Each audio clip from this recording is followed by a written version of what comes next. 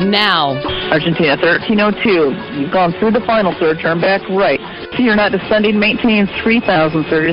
2 planes, 430 lives, and a near miss in midair. Tonight, CBS 4 investigates a frightening close call. Very few people know it, but earlier this summer, 2 large jetliners nearly collided over the skies of South Florida. CBS 4 Investigates has learned this incident is part of a troubling trend.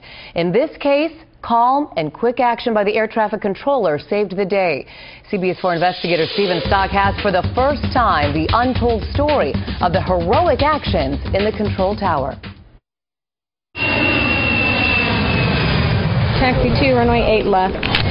The air traffic controller watching the skies over Miami maintained incredible cool as near disaster almost occurred on final approach to runways 9 and 8L. Argentina 1302, you've gone through the final, sir. Turn back right. Here for the first time is the actual FAA radar images of what happened. There's traffic on final for the parallel runway. Despite those warnings, watch as the 2 dots on the left of your screen, representing 2 large airplanes and about 430 lives on board, nearly merge into one over Doral. What's known in the tight circle of aviation controllers as an NMAC, or near mid-air collision. 1302, I see you're not descending. Maintain 3,000, sir. The Argentina Airlines Airbus passing right over the top of the landing American Airlines 737. I need you at 3,000, sir. Climb, maintain 3,000. Your approach clearance is canceled. In the heat of the moment, you just keep talking and keep working. Molly Welsh was the voice you hear on that tape. I quickly tried to tell him to turn back.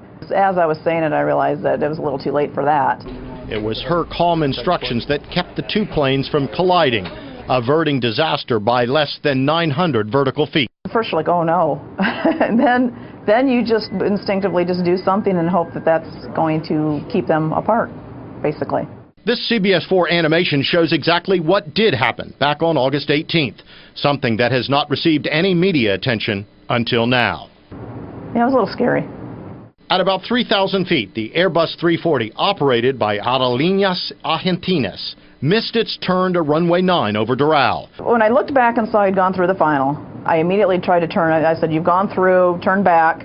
As I'm saying this, I realized that it's too late for that. He's already right where the other aircraft is. Without the quick and effective action by Controller Welsh to separate the Airbus at the last second, the Argentina flight would have descended right on top of the American jet in midair. They were on top of each other. This incident highlights a troubling and growing trend of more and more NMACs, or near mid-air collisions, nationwide, according to Congress's General Accountability Office.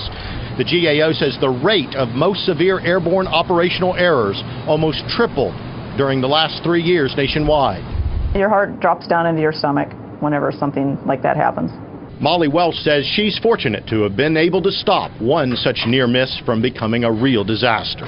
Do you consider yourself a hero? No, that's what we do. Miami Tower, 123.9. Maintain 3,000. We're there when things don't go right. Now, CBS 4 Investigates discovered that in the last 4 years at Miami and Fort Lauderdale Hollywood International Airports, there were also triple the amount of reported near mid-air collisions as the previous 4 years. The FAA says part of the reason for that is that there is a change in the way incidents are reported.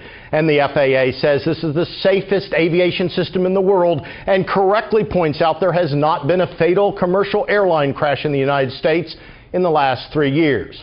But critics say if things don't change soon, just as you saw, that look could soon run out. And Stephen, you reported that these planes were 900 feet apart. Give me an idea of what we're talking about. Okay, there's 2 ways to answer that. First of all, that's 3 football fields. That doesn't sound like much, but when you're flying at 200 miles an hour, that's 3 seconds. And vertically, they say had it come, they came within 10 seconds of colliding. That's how close. Wow. As long as it took me to explain that to you, they would have collided. Stephen, thanks. You bet. If you have a story idea you would like CBS 4 News to investigate, give us a call at 305-471-0404.